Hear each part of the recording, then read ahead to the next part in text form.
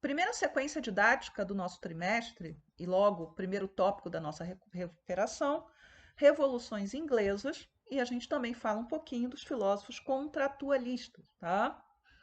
Lembrando que vocês vão ter aula gravada de todos os conteúdos do trimestre para que vocês possam assistir e se preparar para a recuperação, ok?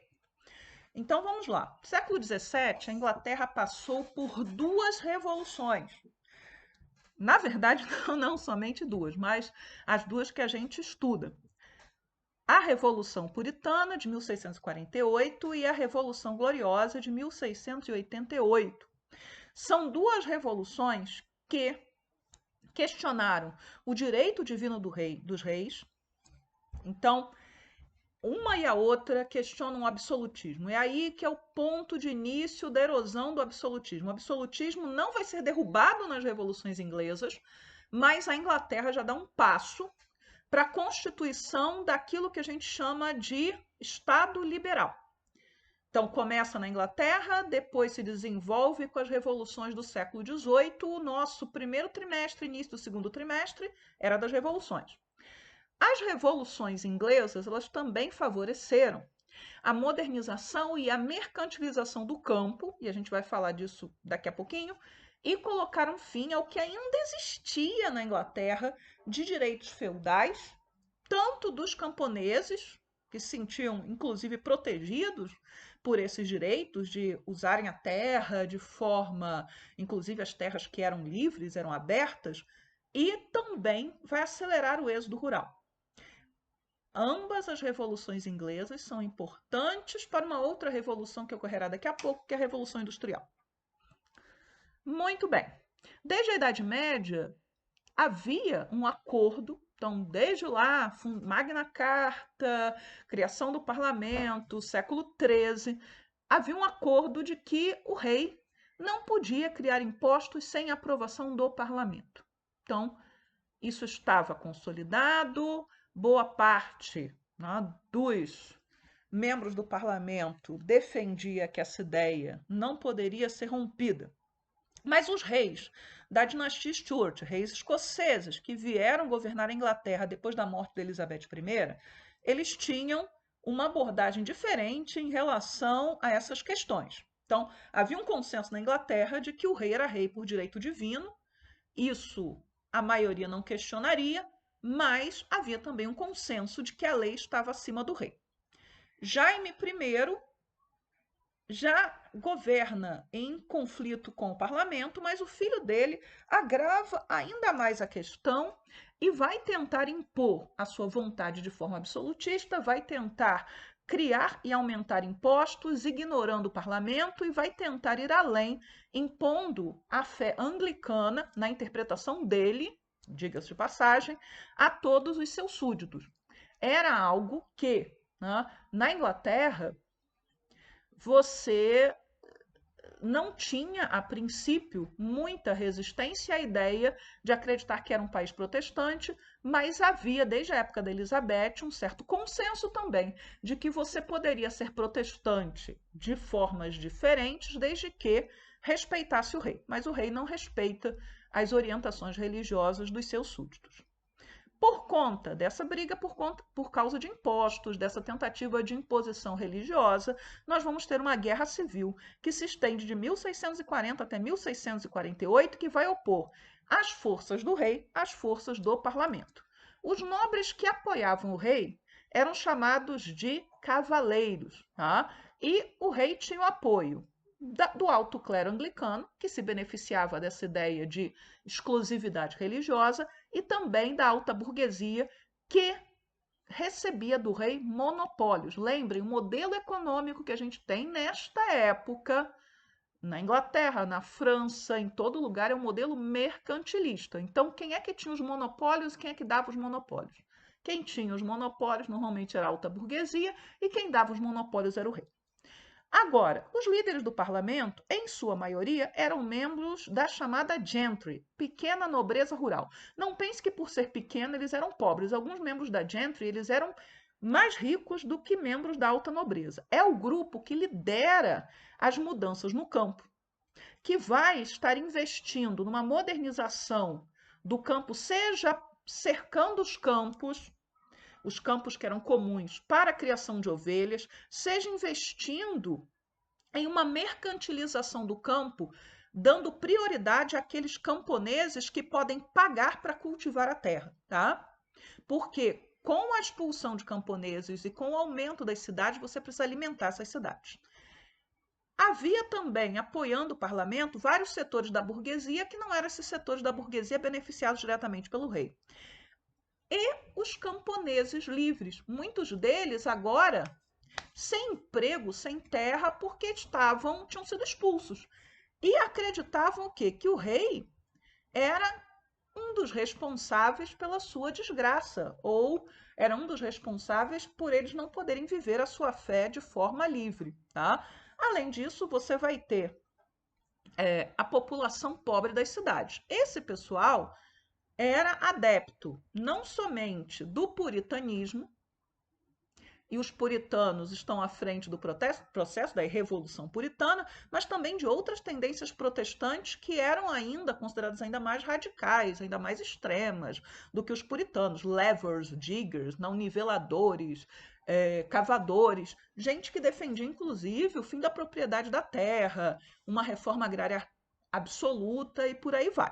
Tá? Eles não serão satisfeitos, mas eles vão formar o exército do parlamento. Durante a Guerra Civil, já começa a se destacar um sujeito chamado Oliver Cromwell, membro da Gentry, puritano, e que vai ser um dos organizadores do chamado New Model Army, que vai ser o miolinho do que vai se tornar o exército inglês depois. São as tropas do parlamento valorizando o treinamento, a disciplina, uma disciplina religiosa, e também valorizando a possibilidade do sujeito ascender dentro do exército pela sua competência. Dentro de um Estado monárquico absolutista, os postos mais altos do exército eram todos reservados para os membros da alta nobreza, ou eram vendidos para elementos da alta burguesia ou da própria nobreza, porque o filho de um nobre, o filho de um alto burguês não ia entrar como soldado, ele já entrava pelo menos como tenente. Ok? Muito bem. As tropas do parlamento eram chamadas de cabeças redondas, a infantaria, e Ironsides, flancos de ferro, a cavalaria. Eles usavam uniforme, eles seguiam uma disciplina militar que se confundia com uma disciplina religiosa e recebiam um soldo. Quando o parlamento vence, o rei acaba sendo capturado e depois de uma grande discussão é condenado à morte. A morte do rei leva a Inglaterra a se tornar uma república, tá?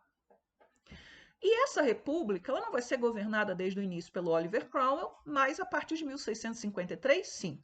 O Cromwell ele vai governar sozinho de 1653 até 1658. Antes disso, ele não governa sozinho, ainda existe parlamento, mas ele assume, fecha o parlamento e se torna o único governante da Inglaterra.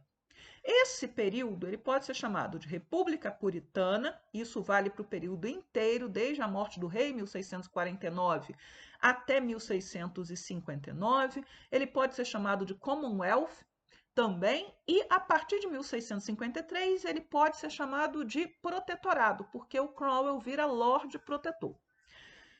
Algo importante do governo Cromwell, que é o que pode cair na prova. 1651, primeiro ato de navegação, a Inglaterra vai baixar um decreto dizendo que somente navios ingleses poderiam fazer comércio com as colônias inglesas e levar e trazer mercadorias e pessoas. Parece absurdo se a gente pensa que Portugal jamais deixaria que as suas colônias comerciassem livremente com quem quer que seja. Mas a Inglaterra não tinha condições de garantir esse comércio de forma eficaz e não tinha ainda se preocupado com esse controle. É uma medida mercantilista, monopolista, protecionista e vai atingir principalmente os holandeses, porque era a Holanda a principal potência naval que fazia esse trabalho. Eles vão perder. A derrota da Holanda não vai tornar a Inglaterra a grande potência naval de imediato, mas é o início de um processo. A Inglaterra vai ter que investir na produção de navios para poder cumprir com aquilo que eles tinham se proposto a cumprir. E o dinheiro que ia para fora, né, para contratar navios de outros países, passa a ficar na Inglaterra. É aquilo que a gente chama de acumulação primitiva de capital. Isso vai ser útil mais tarde, durante a Revolução Industrial. Cromwell manteve a política dos cercamentos e não atendeu nenhuma demanda de grupos que tinham, inclusive, apoiado os puritanos na guerra contra o rei. Esses grupos radicais, eles, na verdade, foram isolados e tirados da política. Com a morte do Cromwell, em 1658, o filho dele assume, mas o filho do Cromwell é somente o Cromwell, ele não era rei, e ele não era filho de rei, ele não tinha o histórico da Guerra Civil, e em 1659 já se negocia a volta da monarquia, a restauração com o filho do rei que tinha sido executado. É fácil entender isso, pessoal. Todo mundo era monarquia, a Inglaterra estava discordando do que era o resto da Europa. Matar um rei é muito traumático e os grupos que derrubaram o rei não necessariamente foram contemplados durante o governo do Cromwell. Então, retomado foi a monarquia. Esse rei, claro, se compromete em respeitar o parlamento e não tomar medidas como as que o pai dele tinha tomado. Carlos II teve um governo mais ou menos tranquilo, mas quando chegamos à questão da sucessão, temos um problema. Ele não teve filhos legítimos e deveria passar o trono para seu irmão caçula, que era católico, e se recusa a se tornar protestante. Por conta disso, vão surgir duas facções políticas. O partido Tory, que existe até hoje, é o que está no poder na Inglaterra, e o partido Whig. O partido Whig queria a exclusão do Jaime II, queria que ele não pudesse ser rei, por ser católico. Já o partido Tory defende a legitimidade. Ele era o herdeiro legítimo, ele deveria ser rei e deveria governar a Inglaterra.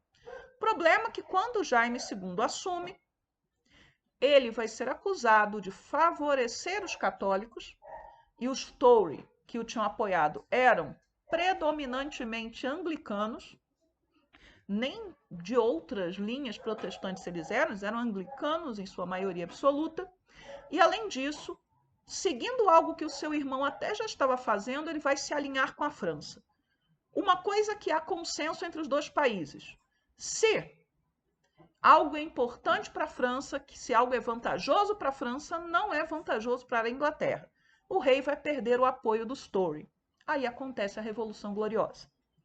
A Revolução Gloriosa é um movimento que derruba o Jaime II no momento que ele tinha acabado de ter um filho homem, que seria um herdeiro católico para o trono, e vai convidar o genro deste rei, que é o Guilherme de Orange, príncipe holandês, e a filha do rei, que é Maria II, para se tornarem reis da Inglaterra. Então, Guilherme III e Maria II, reis da Inglaterra, mas eles têm que assinar a chamada Bill of Rights, Petição dos Direitos, admitindo que boa parte dos poderes executivos, ou seja, dos poderes do rei, passariam para o parlamento.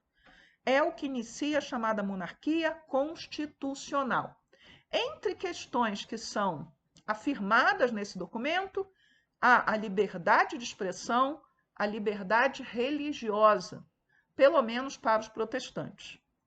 E o parlamento, ele estaria com boa parte das funções executivas quando se tratava de dinheiro, tudo na mão do parlamento, impostos, criação, aumento, tudo com o parlamento. E o rei, ele continuaria chefe da igreja, então todo monarca inglês agora precisa ser católico, não pode mais ser, precisa ser protestante, não pode em hipótese nenhuma ser católico, porque é o chefe da igreja, tá? E o rei também é o chefe das forças armadas do país, da marinha e do exército. Mas, de qualquer maneira, a partir deste momento, a Inglaterra passa a ser, né, entre as monarquias da Europa, um país muito diferente, pelo menos na forma como é governado, porque o poder ele está no parlamento, o rei ele tem pouquíssima possibilidade de decidir sobre questões que na França, na Prússia, no Sacro Império, em Portugal, seriam decididos pelo rei. Tá? O rei da Inglaterra vai ser chamado a partir de agora de um rei que reina, mas não governa. Isso não é uma verdade como um todo, mas é uma ideia que já vai estar presente circulando na Europa desde o século XVII. Tá? E, terminando esse tópico, a gente vai falar dos filósofos contratualistas. Nós estudamos 3.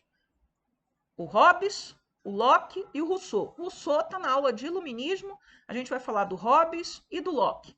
O que é a ideia de contrato social? É a ideia de que toda organização política deriva de um acordo, de um contrato entre os indivíduos.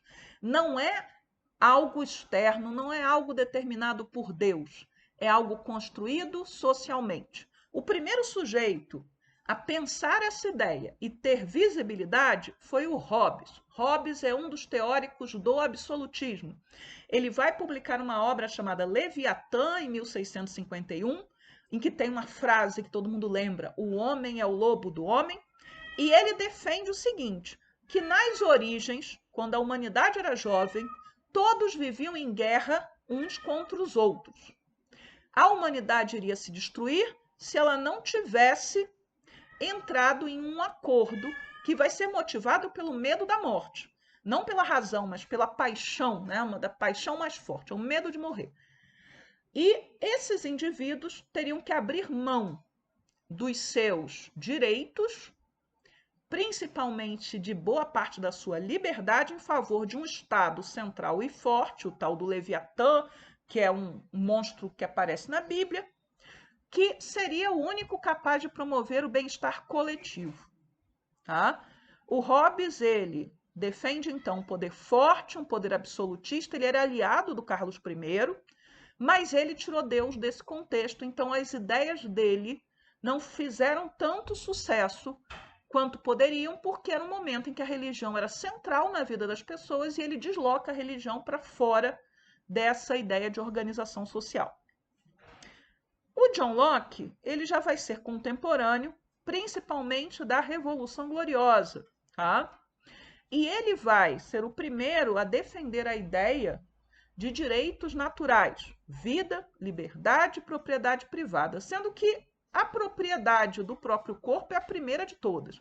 Ele defende também que a propriedade privada ela só é legítima mediante o trabalho. Pensem, estamos na Inglaterra, uma sociedade majoritariamente protestante, de influência calvinista, e a ideia do trabalho é fundamental para os calvinistas. O trabalho é um dever, é uma missão dada por Deus, não é um castigo. O Estado, para o Locke, ele surge para garantir os direitos naturais. E o Locke, ele vai defender o seguinte, olha, no início, os seres humanos eram mais felizes, gozavam de completa liberdade, porém, alguns começaram a abusar dos seus direitos. Então, o Estado surge exatamente para impedir que os fortes oprimam os fracos. O Hobbes, na contramão, para ele a origem era ruim. Então, para o Locke, a origem é boa. Tá? E o Locke ele introduz uma outra ideia, que é uma ideia bem subversiva na época, mas que condiz com os acontecimentos na Inglaterra, que é o direito à rebelião. Se o Estado não protege os direitos naturais, se o Estado trai os cidadãos, agora a gente não está falando de súdito, a gente está falando de cidadão, este Estado pode ser derrubado, na verdade, é um dever derrubado. Tá? E uma outra ideia do Locke é a ideia dos 3 poderes. É dele, não é do Montesquieu, mas ele considera que o legislativo seria o poder mais importante, porque é o único que é eleito. Para o Montesquieu, os 3 poderes são iguais. Então, é isso que a gente precisa saber de revoluções inglesas e dos contratualistas dos 2 primeiros. Tá? Assistam às outras aulas, por favor.